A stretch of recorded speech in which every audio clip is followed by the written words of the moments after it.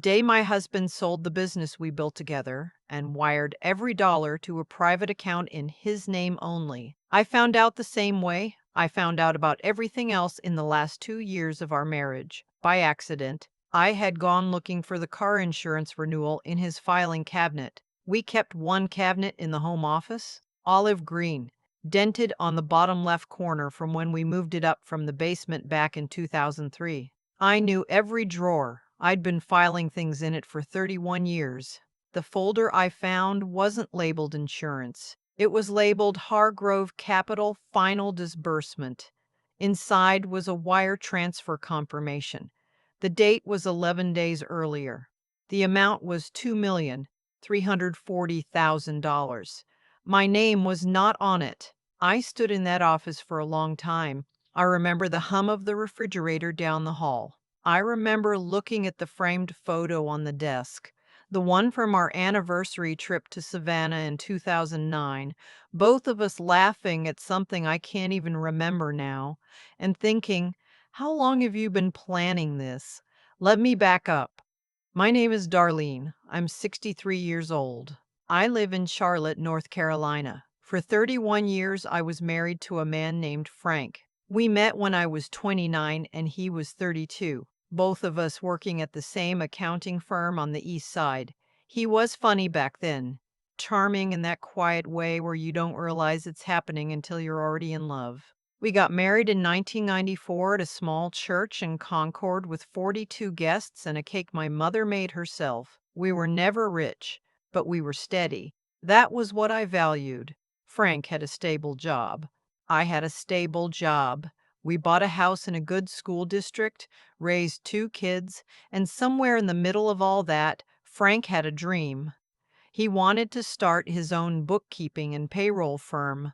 Small businesses, mostly. He'd been talking about it since before we got married. In 2007, he did it. I want you to understand something about 2007. That was the year the market started cracking. Everyone could feel it. And here was my husband saying he wanted to leave a salaried job with benefits to start a business. Our kids were 15 and 12.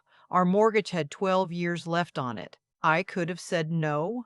A lot of women would have said no. I said yes.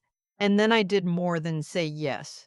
I took $60,000 from my own retirement savings, money I had been contributing to since I was 24 years old, money that was entirely mine. And I put it into the startup account for what would become Hargrove Business Solutions. Frank's name, my money. That was the agreement. He would run it, build it, and I would keep my job at the hospital as a billing manager to cover our household expenses while the business grew. I have every bank statement, every transfer record, every canceled check. My mother always told me, keep paper on everything. I thought she was just being old-fashioned. The business did well, not immediately. The first 3 years were hard, but by 2012 it was profitable. By 2017, Frank had 12 employees and was managing payroll for over 80 small businesses across Mecklenburg County. I'd become his informal CFO somewhere along the way. I reviewed the contracts, I advised on pricing, I helped him write the business plan that secured a line of credit in 2015. I did all of that while also working full-time, while making dinner, while being the one who remembered dentist appointments and parent-teacher conferences and what size shoes the kids wore. I am not saying that to complain. I'm saying it so you understand what 31 years look like. The first sign that something had shifted was in 2021. Frank started working late more. Not unusual. Tax season was always brutal. But this was different. He'd come home and barely speak. He stopped asking me how my day was. He started taking his phone to the bathroom. Small things. Things you notice but don't name because naming them makes them real. I named them in my head at 2 a.m. when I couldn't sleep. I just didn't say them out loud. Then in February of 2023, he told me he'd been in talks with a regional firm that wanted to acquire Hargrove Business Solutions. He was casual about it, said it like he was telling me about a dentist appointment. They're offering around $2 million. Might be worth exploring. I asked questions. Who was the buyer? Had he talked to an attorney? What were the terms? He was vague. Said he'd let me know once things were more concrete. He never let me know. I found out he'd completed the sale on March 14th, 2023, when I opened that filing cabinet drawer 11 days later. $2,340,000 wired to an account in his name, an account I had never seen before. I didn't call him. I didn't confront him that night. What I did was take out my phone and photograph every single page in that folder. Then I put it back exactly as I found it, went to the kitchen, and made myself a cup of tea. I sat at the kitchen table for 2 hours thinking about what I actually knew and what I was afraid of. What I knew, the money was gone from any account I could access. The sale was done. My husband had hidden it from me deliberately. What I was afraid of, that I had no claim to it, that I'd spent 31 years building a life with someone, and the law would say that what was his and what was mine, and $60,000 plus a decade of unpaid consulting plus half a marriage meant nothing. I went to bed. I didn't sleep. The next morning, I called my daughter, Simone. She lives in Raleigh, works in HR. She is the more practical of my two children. I told her what I found. She was quiet for a long time. Then she said, "Mom, you need a lawyer." Today, I had a friend from my church who'd gone through a divorce a few years earlier. She gave me the name of an attorney, a woman named Sylvia, who had an office in Dilworth. I called that afternoon and got an appointment for the following Monday. Walking into that office, I felt ashamed. That is the honest truth. I felt embarrassed, like I'd done something wrong by not seeing it sooner, like I should have known. Sylvia noticed. She'd clearly seen that look on women's faces before. She said, "Whatever you're feeling right now, save it for later. Right now, we're just going to look at the facts." The facts, as I laid them out over the next 90 minutes, were these: 31 years of marriage in North Carolina. A business started jointly in 2007, funded in part by $60,000 from my personal retirement account. 3 decades of financial and operational contribution to that business, largely informal and uncompensated. A sale completed 11 days ago without my knowledge or consent. Proceeds wired to a sole account in my husband's name. Sylvia asked me about the 60,000. I had the documentation. Wire transfer from my IRA custodian to the startup account. She looked at it carefully. Then she said something I didn't expect. She said that North Carolina proceeds from the sale of a marital business, meaning one operated and developed during the marriage, are generally considered marital property subject to equitable distribution. My individual contribution at the start was relevant, but it wasn't the whole picture. What mattered was how the business had been built and by whom over the course of the marriage. She said, "Did you contribute to the growth of this business?" I said, "I put in $60,000 to start it. I reviewed every contract. I helped him get the credit line. I was his bookkeeper for the first 4 years before he hired staff." She said, "Do you have any documentation of that?" I did. I had emails. I had drafts of documents in my handwriting. I had the original business plan on my old laptop. I had years of our joint tax returns listing the business income as household income. She said, "Then you have a case." She also said something else I need you to hear, because I did not understand the law, and maybe you don't either. She said that when a spouse takes marital assets and moves them to a hidden account, especially right before or during the process of seeking a divorce, the court treats that very seriously. It's called dissipation of marital assets. If she could show that Frank had moved money with the intent to deprive me of my share, a judge could award me a larger percentage to compensate. Not just 50%, possibly more. I drove home and sat in the driveway for 15 minutes. Frank came home at 7 that evening, made his usual sounds, keys on the hook, shoes off at the door, the refrigerator opening. I had set the table for dinner like I did most nights. I did not say anything about what I knew.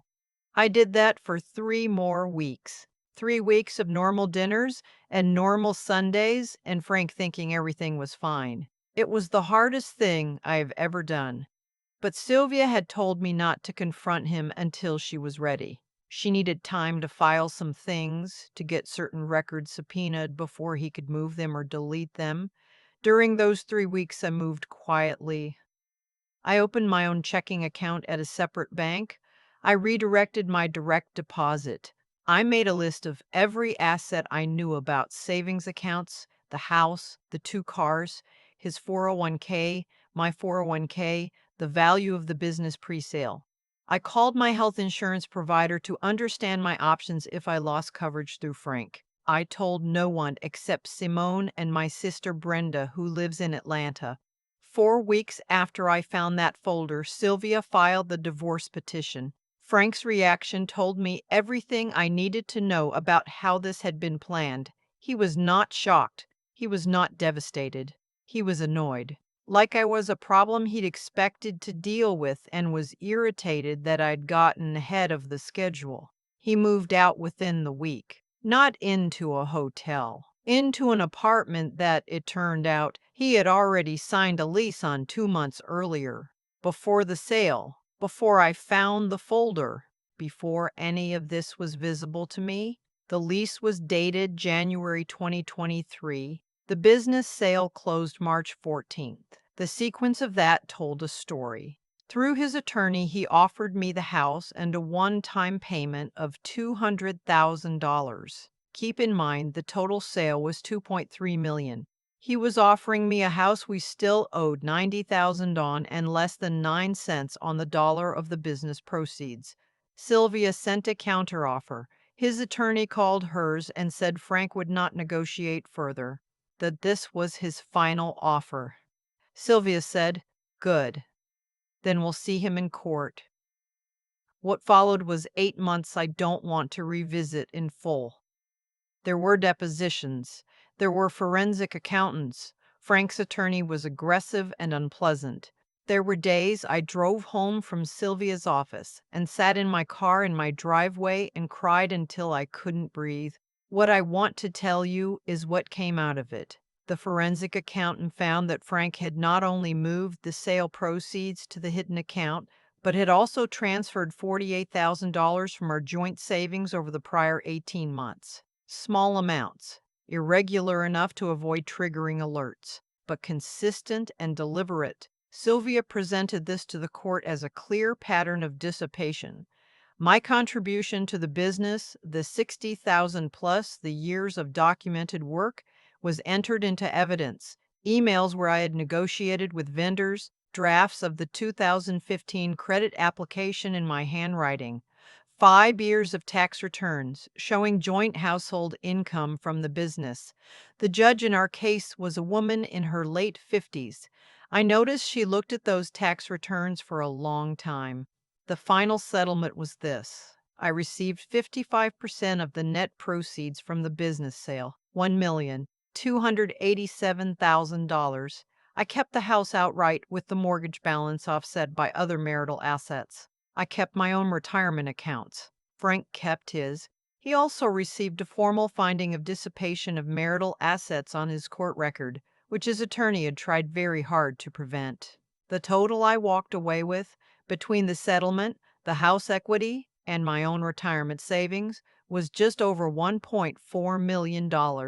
I want to be careful about how I describe what I felt.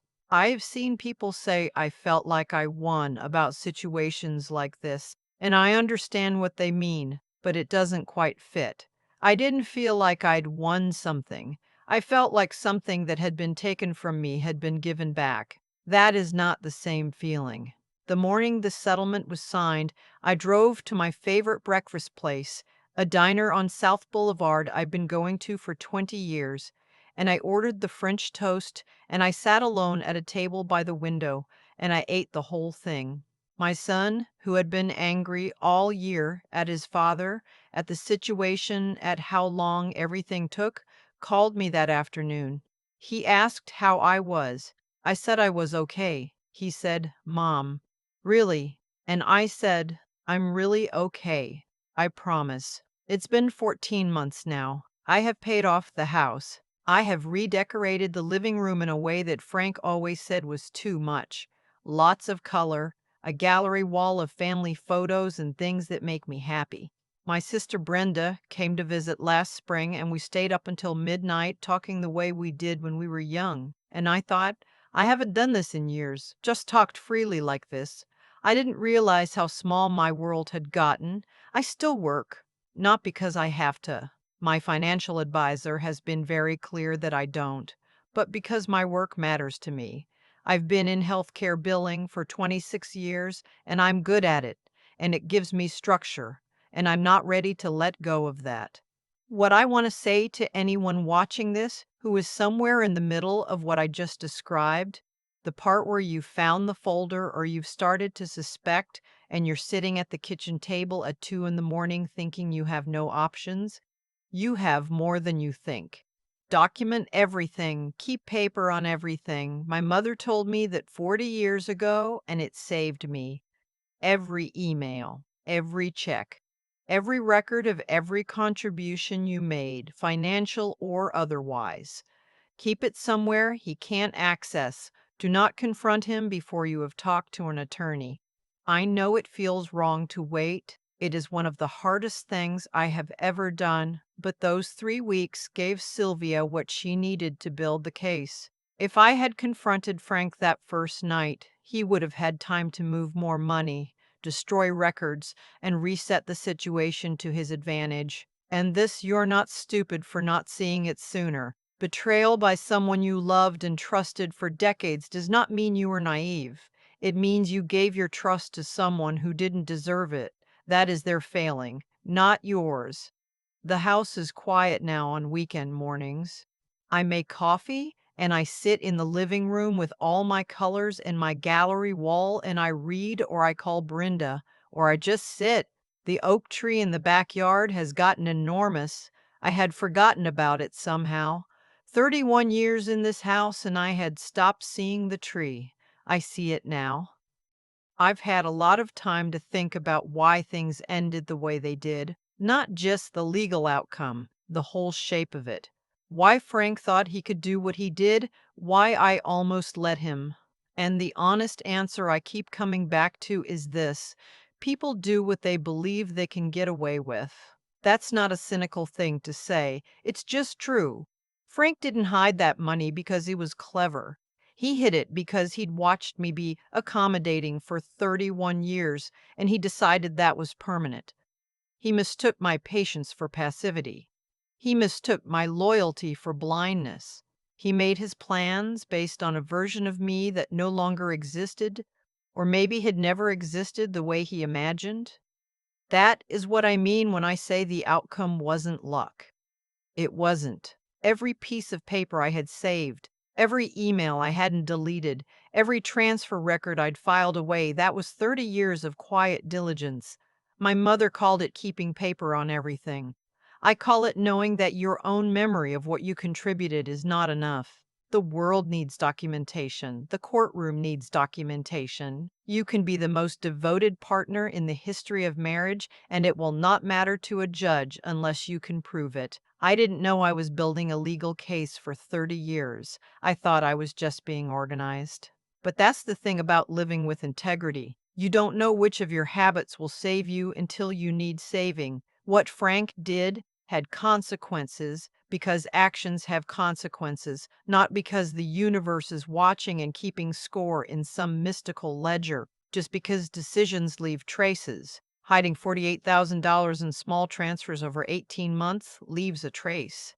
Signing an apartment lease 2 months before telling your wife you want a divorce leaves a trace. A forensic accountant finds those traces. A judge reads them. That is how it works. And I think about Simone calling me the morning I found that folder. She didn't say, "I'm so sorry, Mom." She said, "You need a lawyer today." That is the kind of clarity that only comes from someone who loves you and refuses to let you stay in shock. I needed that. I needed Sylvia sitting across from me saying, "Save your feelings for later. Right now, we're looking at facts." I needed Brenda staying up until midnight, reminding me who I was before I became someone's wife. The intelligence in this situation wasn't mine alone. It was distributed across the people I had chosen to keep close. If I could say one thing to anyone watching this who is somewhere in the middle of their own version of what I went through, it would be this. The moment you suspect something is wrong, stop explaining it away. Start documenting. Not because you're planning for war, but because clarity is a form of self respect. You are allowed to know exactly what you have contributed to your own life. You are allowed to have proof. The oak tree in my backyard is still there. It was always there. I just had to stop looking past it.